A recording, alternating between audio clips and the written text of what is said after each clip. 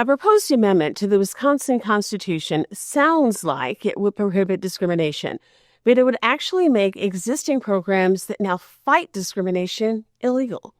The resolution, which just passed both houses of the Republican-controlled legislature this week, will be on the general election ballot in November. Here to talk about the proposed amendment and the impact it could have on communities across the state is one of the legislators leading the opposition to it.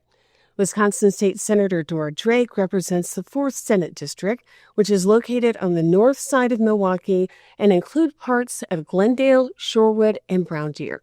Thank you so much for being with us to discuss this important issue.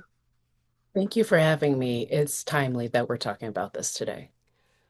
Wisconsin has historically had bipartisan support for programs designed to support all communities, including those that have been historically underrepresented. Why does the state seem to be taking a step backward with this effort? Frankly, I can only reason that it's because of what's happening nationally. We have President Trump that is leading an attack on Black and Brown people in this country, as well as women in any other disadvantaged group.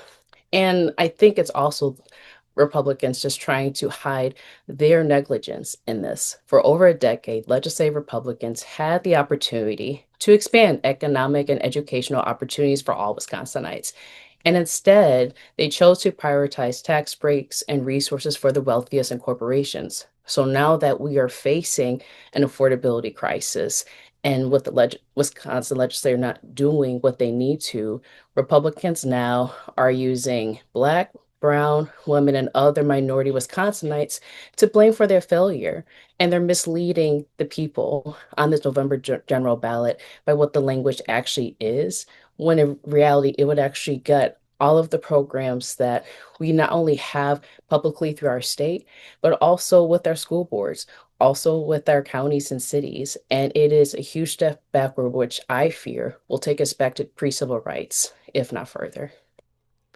Well, let's take a look at the actual language that people are going to see later this year in November on the general election ballot. So we're going to put it up on the screen so people can see it. It reads, shall Section 27 of Article 1 of the Constitution be created to prohibit governmental entities in the state from discriminating against or granting preferential treatment to any group or individual on the basis of race, color, sex, ethnicity, or national origin in public employment, public education, public contracting, or public administration. What is it particularly about this language that makes it misleading? Is it the beginning of the language? I would say it's the entirety of the language, because at first glance, you would think that an average voter would read that and say, absolutely, I agree that there should be no discrimination or preferential treatment at all based on the things of race, sex, national origin, ethnicity. The reality is, in doing that, we as legislators are actually giving up our own authority to use data to actually address those issues and to provide the accountability. So when there are issues of disparities that we continue to still fix, they are not fixed yet. That means that if we wanted to have a program that was focused on supporting Hmong students across the state, we could not carve out in our state constitution support systems for financial aid for Hmong students. One other thing, another example is our supplier diversity program.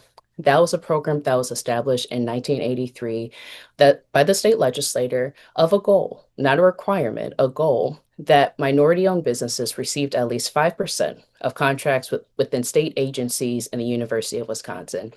Since the implementation of that, minority-owned businesses only received eight, we've only accomplished that 8 out of 40, 8 times in the 40 years it's been implemented. The first time the state accomplished that goal was underneath Governor Jim Doyle. Governor Scott Walker also met this goal twice during his administration. And Governor Evers has kept the program consistently meeting its goals since 2020, which is the longest mark of consistency since it was enacted. And people that are arguing saying that this actually is what we're achieving truly is stating that um, they want to ensure that we are removing resources and to help to everybody. There's a DEI report that Representative Shay Sortwell put out, highlighting all the work and the resources that our state handed out, to people based on diversity, equity, and inclusion. If you look at the report, you will see that most of the resources went to low socioeconomic white poor communities. In Adams County, they received nearly $1 million to go towards their public health initiatives, focus on the disabled and elderly. And I'm glad they did because it shows that there is a need that was there. And so the reality is, with this constitutional amendment being on the ballot, and if it passes, Wisconsin Republicans are actively choosing not to help people in need, and they would rather shift the blame on Black and Brown people in the state and women for their negligence, and rather pass the buck to voters so that way they can say, we want you guys to make the decision and not us. And we've always used the data. The Right. data shows that we have not reached those goals yet. And that's just one area. We're not even talking about education. We're not talking about achievement gaps.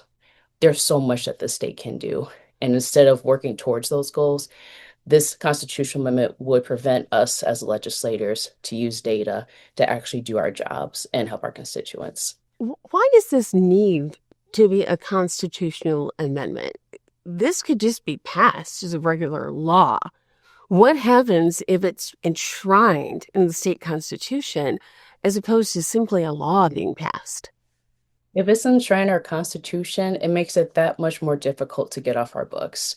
So, in order for a constitutional amendment to pass, it has to pass the legislature twice consecutively, both in the House and the Senate.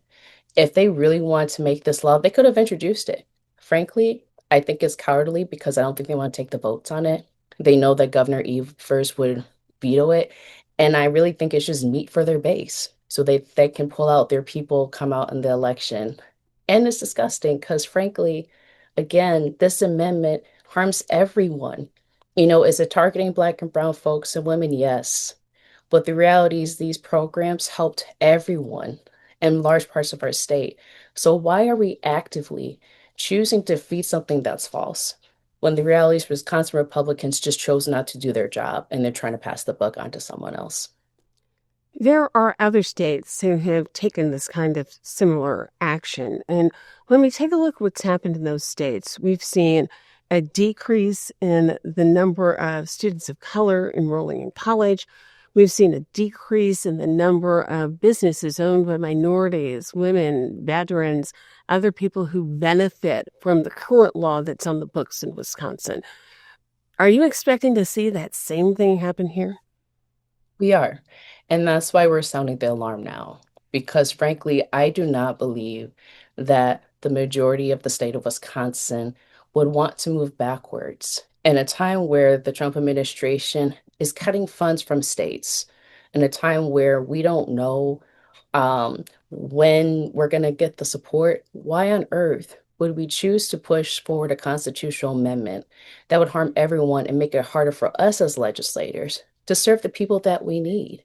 And frankly, I said my piece on the floor yesterday. I shared how I have, Republican colleagues that love to misquote Dr. Martin Luther King Jr. and completely ignore what he stood for. They focus on things that, say, oh, well, we want to make sure everyone's judged by the content of their character, not by their skin. But they don't acknowledge that he purposefully challenged the very systems that created that. He was never shy in those things. And to try to twist what his legacy was is how we are going to get here in the first place. In my opening remarks on the floor, I shared that the reason there was so much pushback and things that were removed during the Reconstruction era was because the Southern lawmakers at that time actively chose not to protect Black folks at that time. And I am fearful that if this passes, we are literally going to move in that same direction again, and history will repeat itself. But I believe Wisconsin's better than that, and that's why we're sounding the alarm now.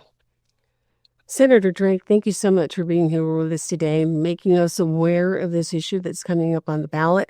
And we're going to have you back again as we get closer to the election to tell us what's going on and some of the options voters have. Thank you so much for being with us. Thank you for having me. We're right back.